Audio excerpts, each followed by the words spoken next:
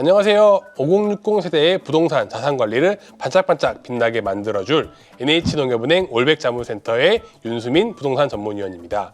지난 시간 저희가 은퇴 세대의 상업용 부동산 투자에 대한 이야기를 나누어 보았는데요. 오늘은 상업용 부동산 그 두 번째 시간으로 오피스텔에 대한 이야기를 한번 나눠볼까 합니다. 오늘 또 제 옆자리에는 부드러우면서도 지적인 분위기를 뿜뿜하고 계신 한 분이 계신데요. WM 사업부 투자상품 추진국의 이승훈 국장님을 모셨습니다. 반갑습니다. 안녕하세요. NH농협은행 WM 사업부 투자상품 추진국의 이승훈이라고 합니다. 오늘은 제가 세 번째 게스트라고 알고 있는데요. 기존 게스트들과 또 다른 모습으로 우리 농아띠들의 고민을 해결해 보도록 하겠습니다. 벌써부터 기대가 되는데요. 앞서 말씀드린 것처럼 오늘의 주제는 은퇴 세대의 오피스텔 투자에 대한 이야기입니다. 개인적인 질문이지만 혹시 국장님도 오피스텔 투자 경험이 있으신가요? 솔직히 없는데요. 예, 저도 주변에 오피스텔에 투자하신 분들이 참 많습니다. 아무래도 이 제 전문 분야 투자 상품이 아니다 보니까 마지막 의사결정 순간에는 한 걸음 물러나게 되더라고요. 그런데 최근 그 오피스텔 월세가 많이 올라서 수익률이 5% 이상 넘었다. 이런 기사들을 보면 좀 후회가 되긴 합니다. 말씀하신 대로 코로나 시대를 지나면서 새롭게 나타난 현상 중에 하나가 주거용 부동산의 월세 가격 상승일 텐데요. 월세 투자의 가장 대표적인 모델이라고 할 수 있는 오피스텔 투자.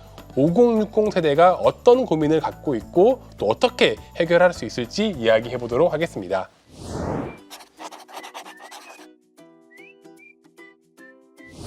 저는 은퇴 후 월세 소득을 위해서 원룸형 오피스텔 2채에 투자하고 있습니다. 오피스텔을 갖고 있다 보니 월세는 꾸준히 올라가는 것 같은데 상대적으로 매매 가격은 크게 변하지 않고 있어서 답답합니다. 오피스텔 가격 왜 이렇게 안 오를까요? 라는 질문입니다. 사실 주변에 오피스텔에 투자해서 큰 돈 벌었다는 경우는 못 본 것 같아요. 왜 그럴까요? 저희가 지난 시간에 상가 투자에 대한 이야기를 나누면서 했던 이야기가 하나 있는데요. 바로 부동산 가격은 토지 가격이 중요하다는 것입니다. 오피스텔도 상가와 비슷한 특성을 가지고 있습니다. 전용 면적에 비해서 개별 호실이 가지고 있는 토지 비중은 상당히 낮다는 것이죠. 아무래도 오피스텔은 고층 건물을 지을 수 있는 상업 지역에 위치한 경우가 많은데 네. 그 적은 토지 위에 그 많은 수의 오피스텔을 공급하다 보니 개별 호실에 포함된 토지 비중은 정말 적을 수밖에 없죠. 이런 측면에서 구분 상가와 상당히 비슷한 것 같습니다. 그래서 오피스텔도 구분 상가와 마찬가지로 자본 차익형 상품으로 접근하기보다는 수익형으로 접근하는 것이 적합합니다. 쉽게 말하자면은 묻어두고 투자하는 상품이 아니라 꾸준하게 현금을 발생시키는 형태의 투자 상품이다라고 보는 것이죠. 그런데 그 2020년, 21년 집값 상승기에 아파텔이라고 해서 아파트형 오피스텔 투자에 열풍이 불고 가격 상승도 크게 나타났거든요. 네. 결국 같은 오피스텔인데 왜 이렇게 차이를 보인 걸까요? 상당히 날카로운 질문을 해주셨는데요. 아파트형 오피스텔은 오피스텔이긴 하지만 부족한 아파트를 대체할 수 있는 대체재의 성격도 함께 가지고 있습니다. 예를 들어 84제곱미터의 아파트형 오피스텔은 20평 형대 아파트와 비슷한 가격 흐름을 보이고 있는데요. 하지만 대체재라는 특성상 아파트의 가격이 올라가면 따라서 올라가고 반면 하락기에는 아파트보다 가격이 먼저 하락할 수 있다는 성격을 갖습니다. 정리하자면 원래 오피스텔이라는 상품이 자본 차익보다 수익형에 가까운 상품이지만 네. 그 형태에 따라 일부 차이는 있을 수 있다 이런 얘기네요. 네, 단 본질은 수익형이다. 맞습니다. 정확히 정리해 주셨습니다.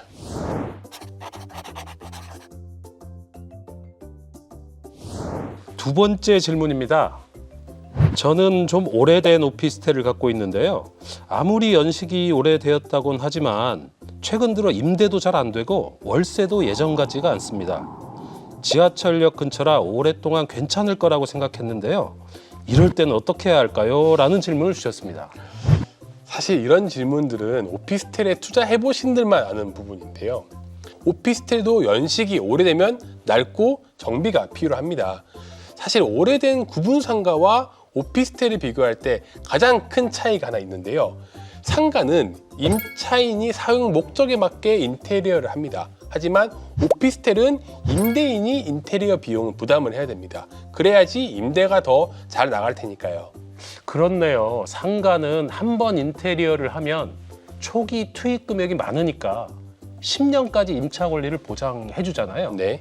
근데 오피스텔은 초기 투입 부담이 없으니까 계약 기간이 좀 짧겠네요.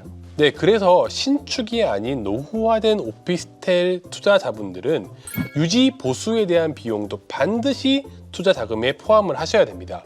물론 자금 원룸에 수리비가 들어봐야 얼마나 들겠어 라고 생각하실 수 있겠지만요, 이런 비용들이 결과적으로 투자 수익률과 직결된다는 점도 꼭 기억하셔야 되고요. 이렇게 유지 보수에 대한 고민이 싫으신 분들은 오피스텔 연식이 너무 오래되기 전에 매도하는 전략을 세우시는 것도 중요합니다. 너무 낡으면 투자비도 더 들고 임대료도 떨어질 수 있으니 적절한 시점에 팔고 나오는 게 중요하다는 말씀이시네요. 네.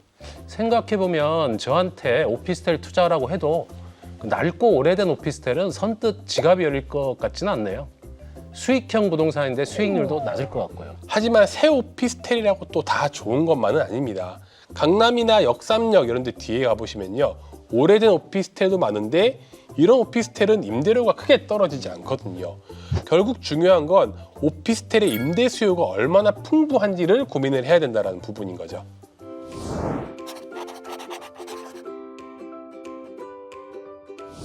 아마 두 번째 사연과 비슷한 이야기일 것 같은데요. 저는 경기도에서 주변 지인 소개로 오피스텔을 분양받았습니다. 입주 후 3, 4년쯤 됐을까요? 어느 순간 제 오피스텔 옆에 또 새로운 오피스텔이 2개 동이 공사를 시작했습니다. 이 오피스텔 팔아야 될까요? 아니면 계속 갖고 있어야 될까요? 라는 질문입니다. 상당히 고민이 되실 것 같네요. 부동산 가격이 상승하거나 이렇게 유지되는 데 있어서 상당히 중요한 요인 중 하나가 희소성입니다. 많을수록 싸지고 귀할수록 비싸지는 원리가 적용되는 거죠. 앞서 말씀드린 도심 내 오피스텔들은 사실 어느 정도는 희소성을 가지고 있습니다. 지금 강남역에 오피스텔을 지을 땅을 구하기가 정말 쉽지가 않죠. 그런데 도심 외 지역들은 이야기가 좀 다릅니다. 언제든 개발 가능한 토지가 있고 또 내 오피스텔보다 더 새로운 건물들이 또 들어올 수 있다는 거죠.